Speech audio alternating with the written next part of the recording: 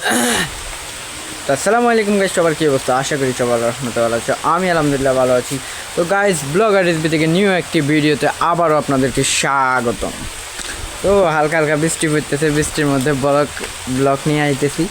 And আজকের blog হবে, সবসময় তো পাহাড় দেখায়, আজকে চলো একটু এইখানকার জমি বা বিল, যারা যেটা বলে আর কি, বিলগুলো দেখায় চলো।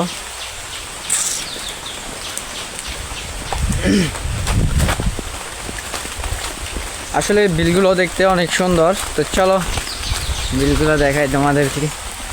এটা কিন্তু আমি এখন যেখানে আছি, এইখানে জাহাজিদের বাড়িটা কিন্তু অনেক উপরে, বিল থেকে এটা আরও অনেক উপরে। দেখো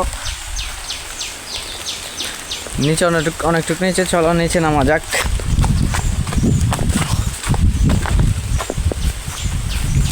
অ্যান্ড বিলটা কিন্তু অনেক বড় কথা সেটা না, তুমি বিলটাতে ভাই একটা জমিনে মানে একটা জমিন খালি পাবে না, যে জমিনে ধান চাষ হয় না। এত বড় বিলে দেখছো, আমাদের বাংলাদেশে খাদ্য উৎপাদন হয় বিভিন্ন, আমাদের ওইখানে আমাদের সন্দ্বীপে তো অনেক জমিগুলো খালি, প্রায় অনেকগুলো জমি খালি পড়ে থাকে, কিন্তু আর এইসব দিকে দেখো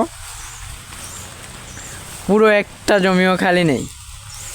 আর এই ধান জমির কারণে ভিউটা বাই অস্থির লাগে।